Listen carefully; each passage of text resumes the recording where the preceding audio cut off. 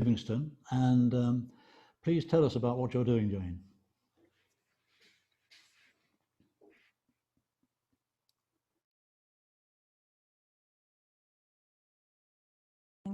Hello there. Can you hear me? Yes? Jolly good. Yes, good. Right. Hello. Hi. It's very nice to see you all. My name is Jane, and I'm very grateful to you to have invited me to join your talk today. It gives me a good opportunity to revisit and review all the things I did in Livingstone when I was last there. I think now you can see the first slide. And this, there we go, here it is. And these are just a few of the snaps I took last time I was there as the front copy of a report I wrote to highlight the heritage sites in the town of Livingstone. But the real reason and the initial reason that I was there was I was invited by the National Museums Board to go to Livingstone Museum in order to examine ways to improve its self-sustainability and increase its footfall. The museums in Zambia are no different to the museums in the UK and around the world. The funding from government is withdrawing all the time, and so we have to find other ways of keeping them open. This obviously is all before COVID stepped in. I was invited by the Museums Board. The project was funded by an organization called PEPS, which is now merged into something called Prospero, which is a UK aid funded organization that provides seed money for initiatives that grow business and ultimately increase jobs in all through Zambia. They have different areas of interest: mining, agriculture, food, and obviously my area is tourism. So do please show the second slide, and then you can see, there we go, you can see what I did. When I went there, as I say, the thing to do was to increase footfall and to increase self-sustainability. And it soon became clear to me that there are two ways of doing this. That beautiful film we had of the falls is glorious. Everybody who goes to Zambia goes to the falls. From the museum's point of view, it is its best asset and its worst enemy in a way, because our job is to get all those people from the falls to come into town to visit the museum, and an enormous amount of people just turn around and go back home again. They come to the falls, they look at the water, they maybe cross the border from Zim to visit Devil's Pool, and then they will just go away again. So my job, it soon became very apparent, in order to increase the footfall to the museum, we had to also consider its relationship to the town itself and to the falls. And so the plan became two-pronged: increase the visit to the museum, but also build Livingstone town and revitalize its heritage offer, so that we could get people to spend more time away from the falls in Livingstone and in Livingstone Museum. The best way of increasing footfall in the museum is to persuade people just to stay longer, to stay as long as we can. The museum does have a ticket price as you enter, but after that it's very minimal, and the board is very reluctant to increase the ticket price. And so my challenge was to find new ways of increasing the spend when people arrived at the museum. So I'm sure you know it. It is a lovely museum. It is the oldest and biggest museum in Zambia. It has a fine collection of archaeology, cultural heritage, natural history, and also, of course, a very large collection of David Livingstone memorabilia and personal possessions, letters that he signed as well. That forms a large part of the collection. So what I did when I arrived is you look at everything for as an asset. It is a charming museum. It is a charming building. Please just go back to that slide again. That would be great, just for one moment. Could you return to that slide? Brilliant. As you can see, in the center of the, you can see the central courtyard of the museum there. And what I did is I enhanced the opportunity for people to stay in the courtyard. And because what I wanted them to do, if you look at the picture to the right, we built a new gift shop. We built a lovely crafts store. And we wanted to give people the opportunity to see the museum, look at the exhibitions, but spend time longer in the museum. So sit them down, give them a Coca-Cola, a cup of coffee, somewhere where they can just contemplate the glorious new shop that we built with the funding. And I think we probably quadrupled the size of the craft shop, which was previously there. Once the shop was built, then we focused very hard on stocking it with a wide range of things. The staff, we went up to Mongu and found baskets up there, which were obviously traditionally made. We help sustain the craft that is dwindling slightly there, and the designs of the baskets we slightly tweaked so that people could pack them in suitcases, make them slightly smaller, make them more flexible, add some color to them. And the staff were delighted to have, you know, lots of local produce there. We looked also locally in Livingstone and found small artisan businesses, from jewelry makers. There were some ladies in a village nearby who made jewelry out of old sapphire gin bottles and polished the stones, melted the glass down, put all the glass into a kiln, made beautiful bracelets, beautiful earrings, that sort of thing, found their way into the shop as well. Also the other thing that we did is to brand goods. So we found lots of, we had caps and hats and things like that that we branded and put in the store. And I think the shop was finished, I think, last December. It was open, I think, for a month, maybe 6 weeks before COVID shut everything down. And I think they increased the income from the shop by about 45% in those couple of weeks. So I'm very, very pleased with that. So again, as I say, the trick is to keep people in the museum for as long as possible. So the other thing beside the shop was not very glamorous, I know, but the building on the bottom of your slide is a loos, our loos that we built in the courtyard just outside the museum, because that was a real problem. The museum shut at 5. They owned a restaurant in the courtyard opposite, but they couldn't use it in the evening because there were no loos attached to the restaurant, and so people just went home. So now this very prosaic concept maybe has in fact allowed the museum to open up its restaurant into the evening. Therefore, they can increase the rent that they collect from their tenant, and eventually, over time, the piazza in front of the museum will be a venue for a market, maybe cultural events. We're going to have a sculpture park nearby, and now you've got these loos here. People can stay well into the evening and just spend more money, and we've got the beginning of a sort of tourist hub right outside the museum.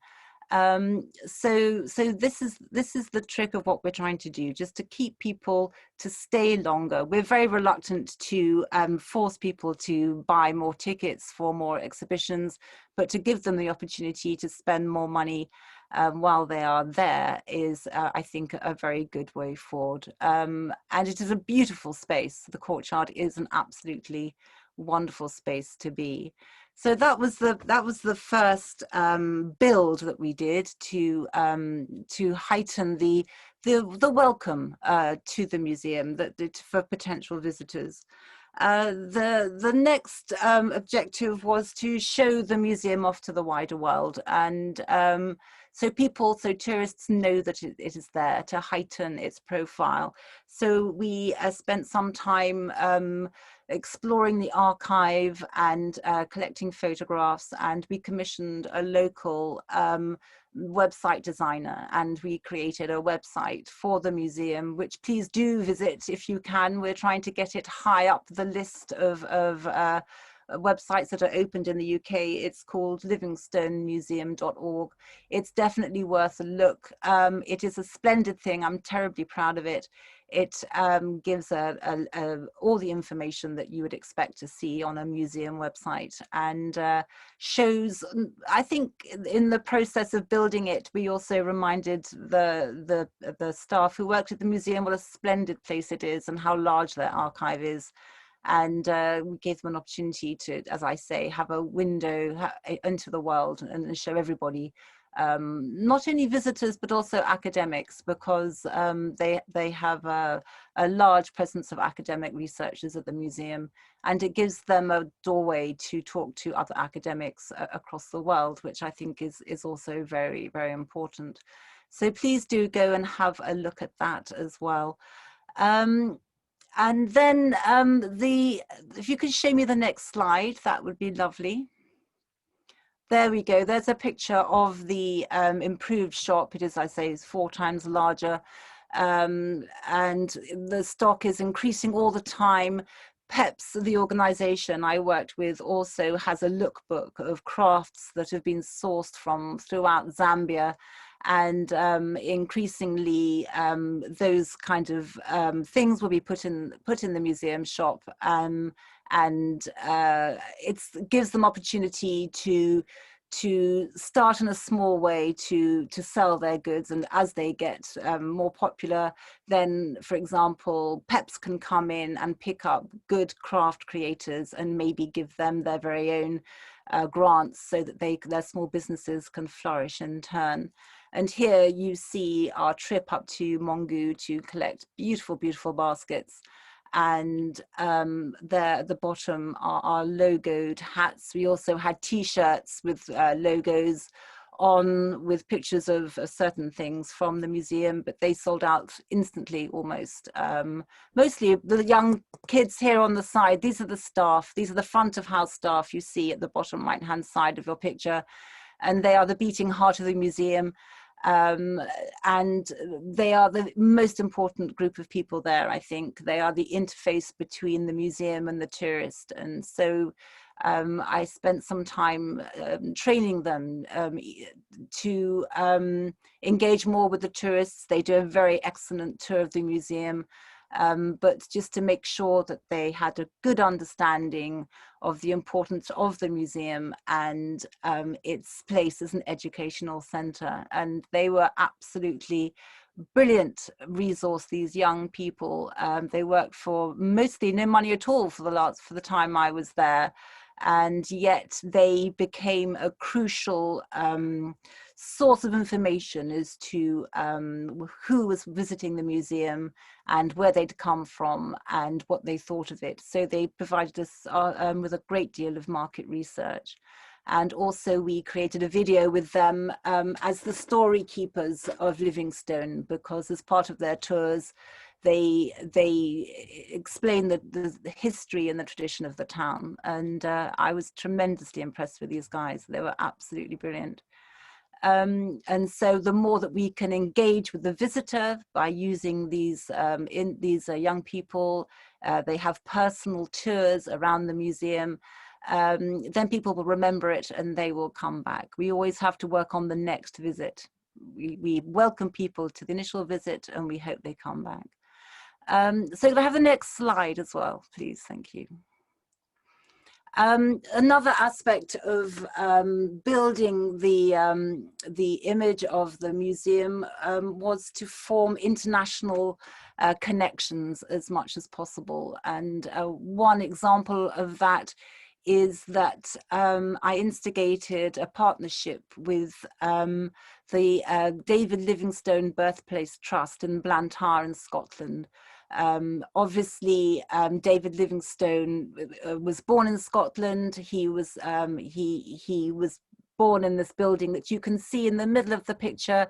They are too in the process of enlarging and reevaluating their museum. So that's not the most beautiful picture in the world of the museum, but it gives you an idea that, you know, the museums in the UK still are moving and changing and growing. But we formed a very important relationship with this museum.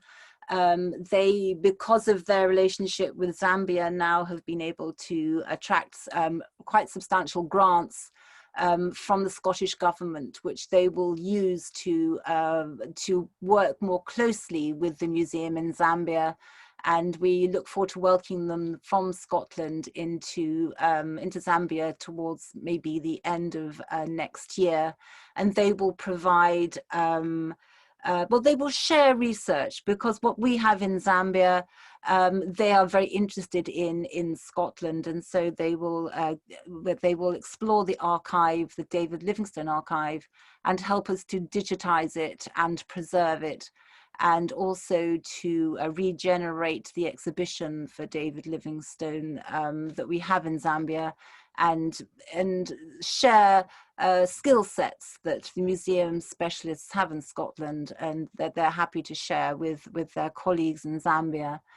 And so we're very pleased with that connection, and hopefully there will be a exchange of staff. So staff from Zambia will go spend time in Scotland, and staff from Scotland will come and spend time in Zambia.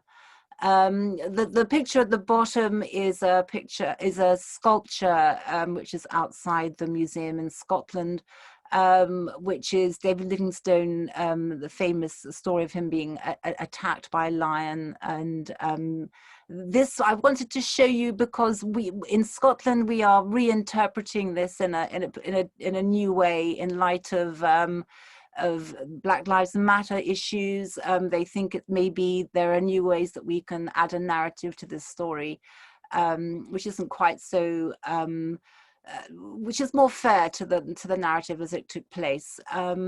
But I would like to also say that when we had the issues of statues, colonial statues in the UK earlier in this year, I rang the director and I just said to him, be aware that, you know, there is this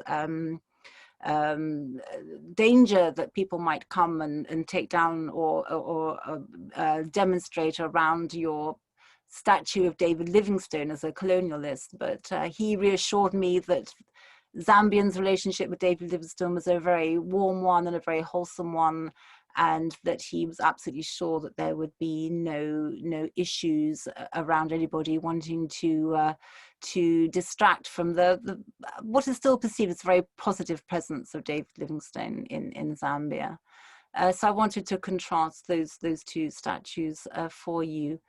So I think that what I want to say is what we have to do is to understand that the biggest problem for the museum is to attract the visitor from the falls. It's maybe 8 miles away, but you would be, if we could get every visitor who went to the falls to come to the museum, then the cash flow would not be an issue at all. But it is still a struggle. And so what we intend to do is to move the initiative away from the museum into the town centre. And as a result of this concept, what we have created is something called Destination Livingstone, which is there to uplift the heritage offer of the town, and to working with the museum, make Livingstone a cultural hub. The basic concept is to make each visitor stay in Livingstone a day longer. 1 day longer or would make all the difference economically to the town. And so that is our task. And often, as I'm sure you know, tours are sold in days, or in half days.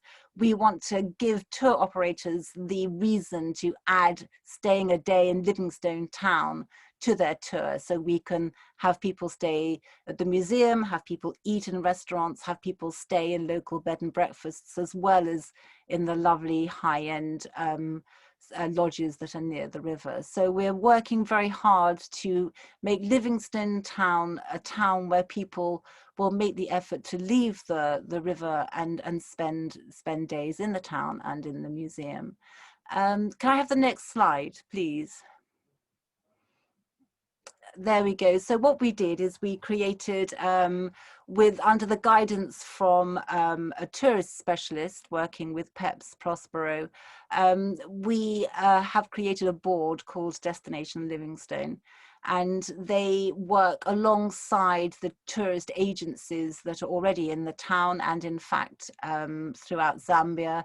We work very closely in line with the Zambian government's targets and guides as to what they want to do with the tourist offer of Zambia.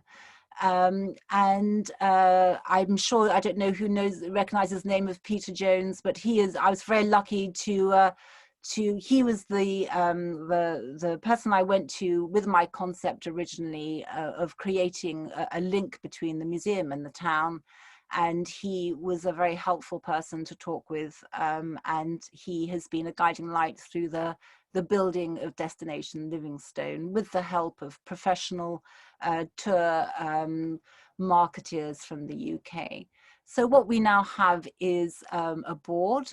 Peter Jones is the chair at the moment, but that is will change on, I think, on an annual basis. We've engaged the support of the mayor and of various stakeholders throughout the town.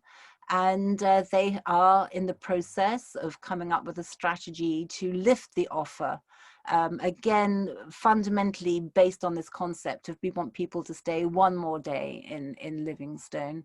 There are many hurdles to overcome. We are working hard to find ways to make it easier for people to cross from Zim into Zambia. So the border issues are very high on our list of issues that we want to overcome. And we are looking at twinning the town with a suitable other tourist destination from around the world. We also have created, or are in the process, before COVID kicked in the process of creating a heritage zone around Livingstone. So when I was there, I spent a lot of time, a wonderful time, walking mostly around Livingstone to try and identify buildings of architectural, historical importance that maybe were on the brink of being lost forever, and tabulating them and highlighting which were at risk and which had potential for maybe being turned into smaller sorts of accommodation, like Airbnb sort of accommodation. Think of the Landmark Trust, places that we could support and restore and then open to tourists, as I say, as bed and breakfast or self-catering. So maybe the next slide would be great. Thank you. So here you have a selection, and maybe hopefully some of you will recognize some of the buildings here, a selection of the buildings that I identified in my survey of buildings of historical importance. The ultimate aim is to, what we've already begun to do is to talk to the Commonwealth Walkways Trust, who, as the name suggests, are part of the Commonwealth body of organizations. And they are present in Commonwealth countries throughout the world and will sponsor historic walkways that will guide tourists through the town if it benefits their well-being or concept of the place that they're staying in. So hopefully with the engagement of PEPS and Prospero and the Commonwealth Walkway Trust and maybe the museum and the National Museums Board, we can aim to identify important historical buildings put information about their place in the history of Zambia outside them, so people can have access via their phone to do a walking tour or a taxi tour of the town centre. So here is just a cross section of the sort of buildings that we are looking at. You may well recognize the hotel in the center at the top, the Northwestern Hotel, which has fallen into a terrible state of disrepair. It's very close to the museum. If you don't know the town terribly well, it is obviously, it was once the hub of the community who traveled through Livingstone. It has now been bought by a private individual who is taking on the huge task of restoring it and slowly putting it back together again. He actually is somebody who remembered going there, you know, when he was a child, to have tea and go to New Year's parties and things like that.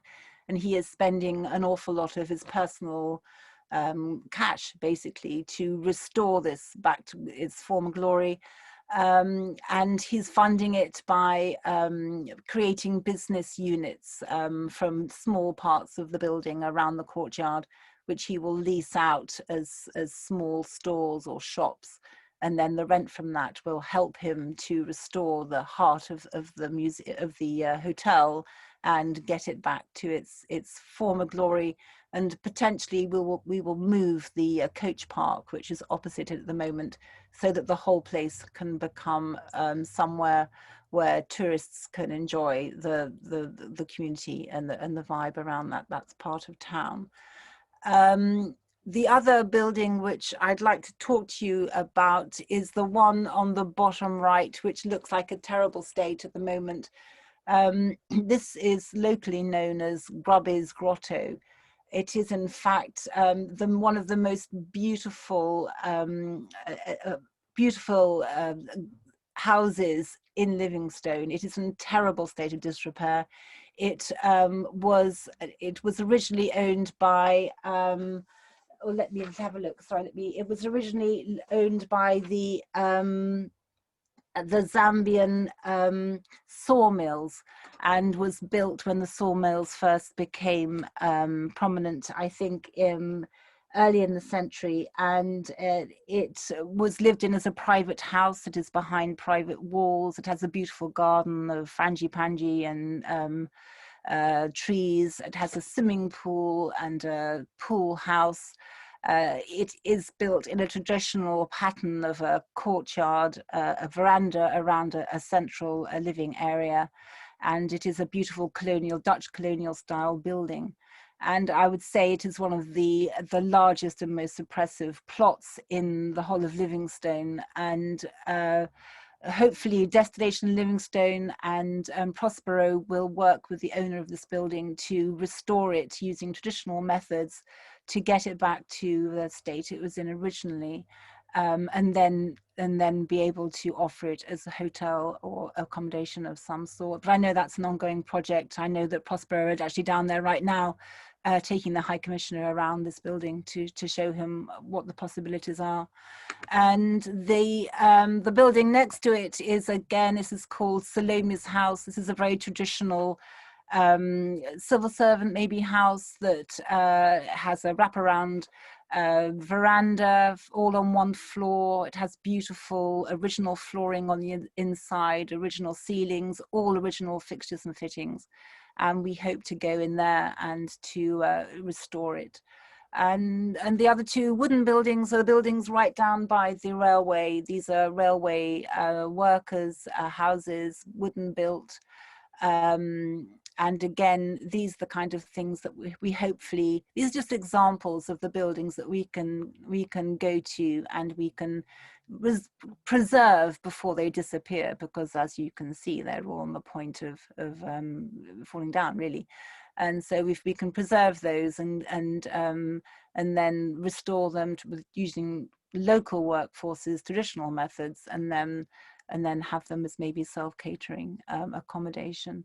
So these are the kind of projects that the Destination Livingstone is doing. As you can see, the aim of the game is to get people to stay in Livingstone one day longer, maybe stay away from the lovely lodges near the river are a different issue. Our issue here is to maintain and reuse and repurpose the lovely architecture of the town, and hopefully exhibitions in the museum will reflect the projects that we are doing with the buildings in the area.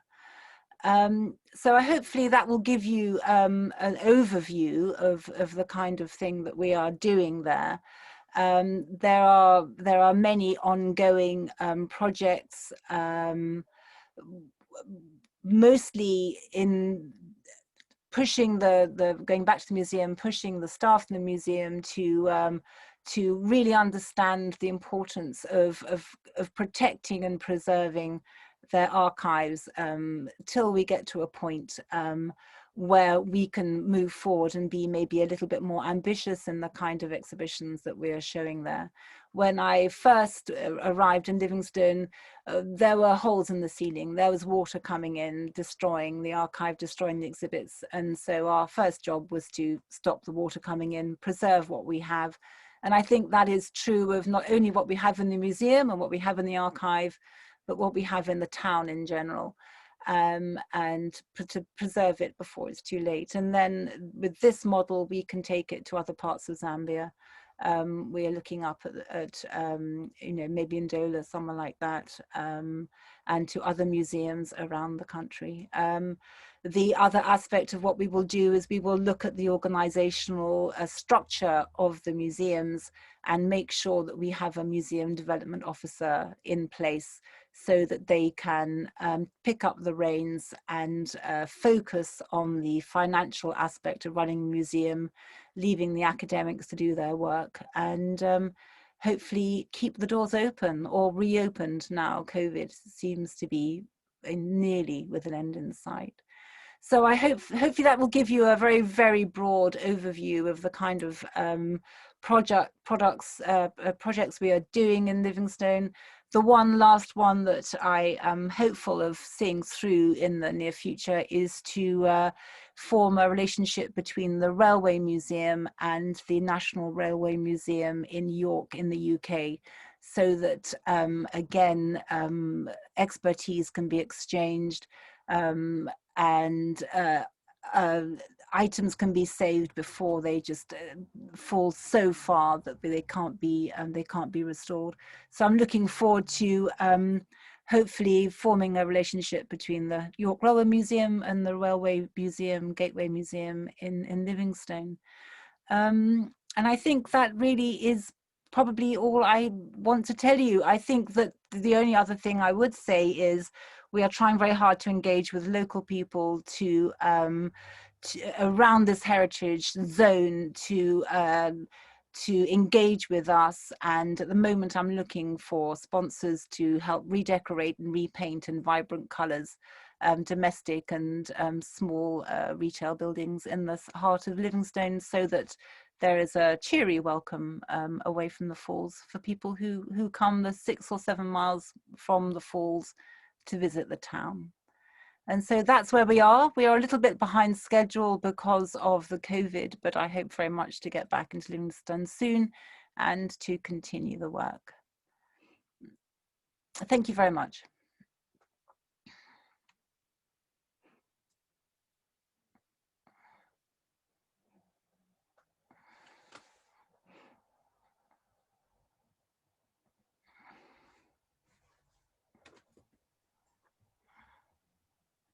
John?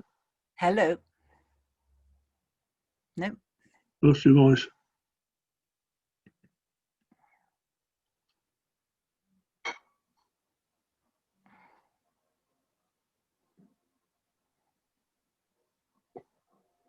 We can't hear you.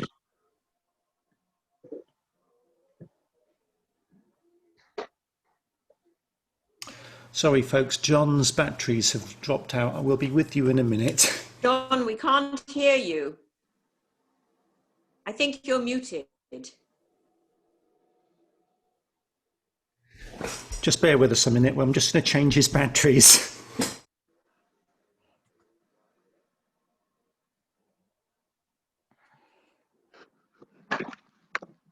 Jane, can you say questions?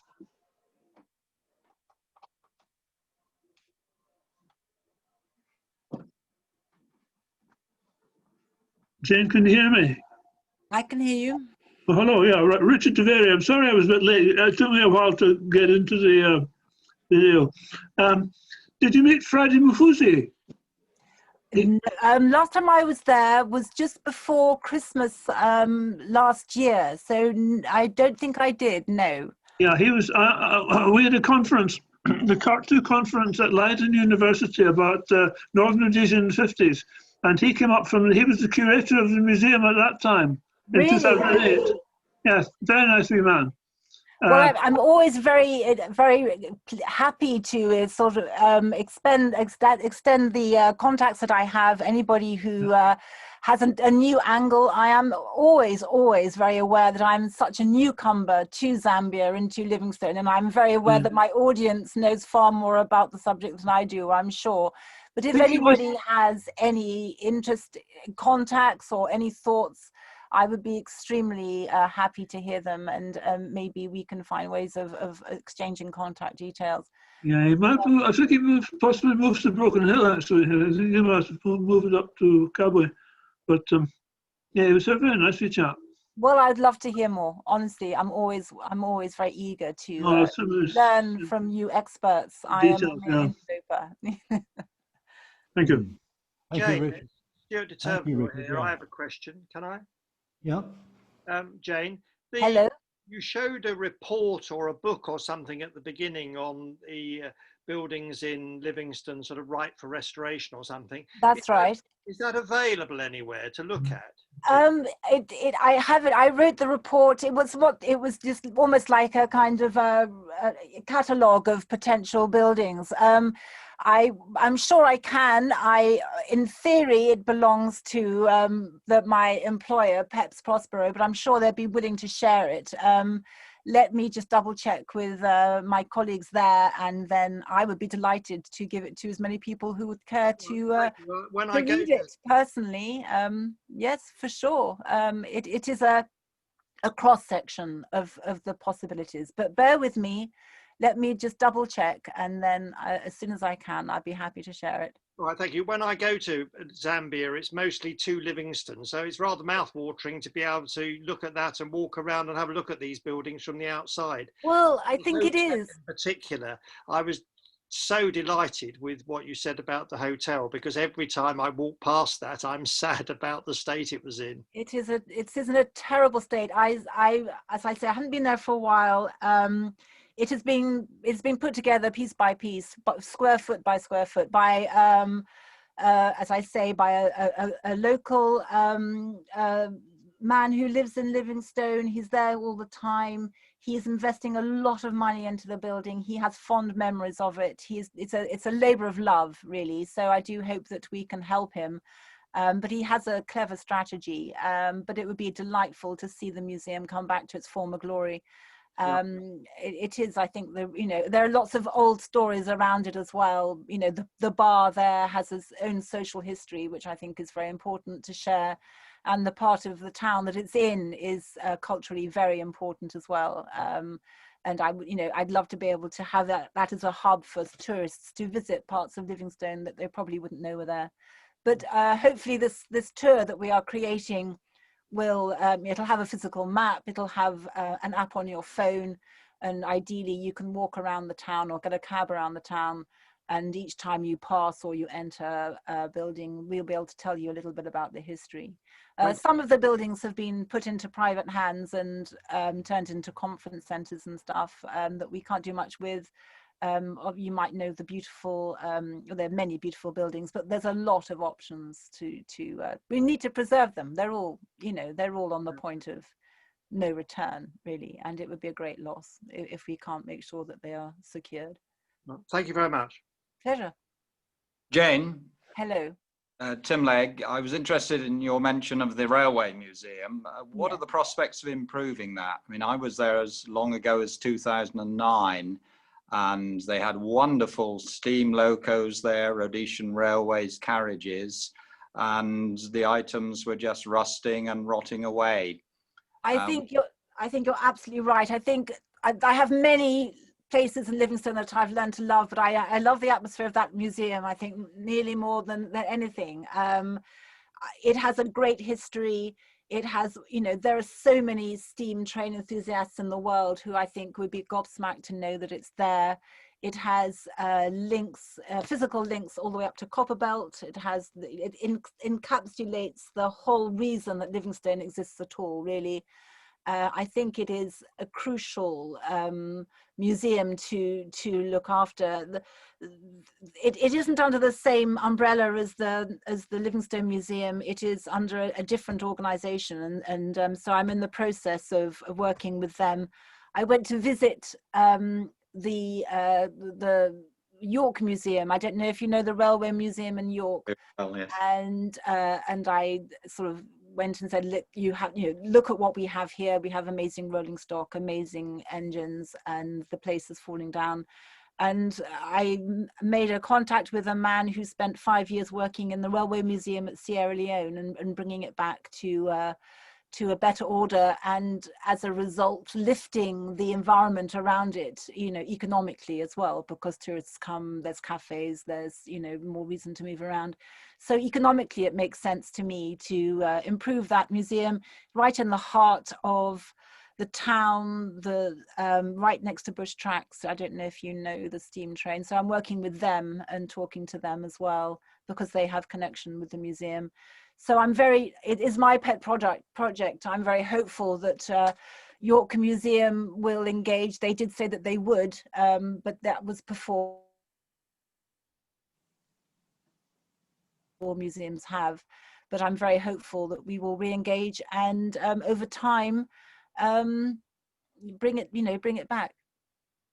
That's good. Also, just so that you know, there is a small bit of land for sale around the Railway Museum. And so if anybody's a real fanatic, go and buy it, and then you can help fund the Railway Museum. But what I would like to do is to turn the rolling stock into accommodation. I'm sure you'll know of the model where you can stay in old carriages or old train station buildings, that kind of thing. So that's my long-term aim, but I need to persuade Prospero to do that. At the moment, they're slightly reluctant, but I will persevere. Good. That's great to hear. Thank you, Jane. Pleasure. Thank you, Tim. Thank you, Stuart. Jane, thank you. It's an eye-opener to me. I think this project is going to be a huge asset to tourism in Zambia, and may it grow and succeed. It sounds like there's quite a bit of work ahead. So that's for sure. Yes, got to start somewhere. I did wonder: are there links between your project and the lodges and the game park and the river boats and the whole Livingstone experience? You know, is there sort of I don't know what the only sort of maybe commercial link we have at the moment is with Bush Tracks, which has the steam train that goes to the bridge and back, because they have a relationship with the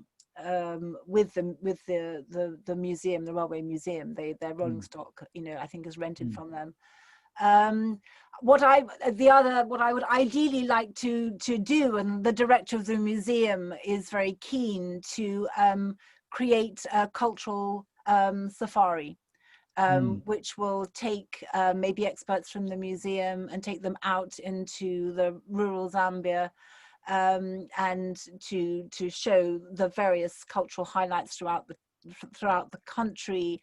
We also would like to create a Livingstone trail which links the Livingstone Museum and the falls to the site where he died. Picking up lots of cultural, the museum in Scotland is very keen to do this. They're very keen to understand the legacy of the presence of David Livingstone in Zambia. So they're happy to work with us with that. But as for working on a commercial basis with any particular lodge or anything like that, not as far as I'm aware. The only link would be via Prospero, who do work with the various different safari camps and parks and things like that, African parks. So if we can think of a way of joining them up, absolutely. Great, thank you very much. That's excellent. We'll close the meeting, and thank you everybody for coming. Thank you, Jane, especially for giving us that Pleasure, talk. honestly, it's a joy to think about it. These rather subdued days in Sussex, you've made me think again of Zambia. It's lovely. We're all inspired to go back, I think, as quick as we can. Just to close the meeting, I've got a little video of some children from the little school I showed you being built, with the bricks being carried and the children running into that school. Last week, I got a video from them. It's the children saying farewell to a visitor who came to see the school. It's a song of farewell, travel safely as you go. So I thought it might be very appropriate for us to finish. Bemba speakers will recognise it, I'm sure, the words. But that's broadly the theme. Farewell, go with our love, and go safely. So that's the message from the end of the meeting here. So goodbye, everybody, and thank you very much for coming along. See you next year, maybe.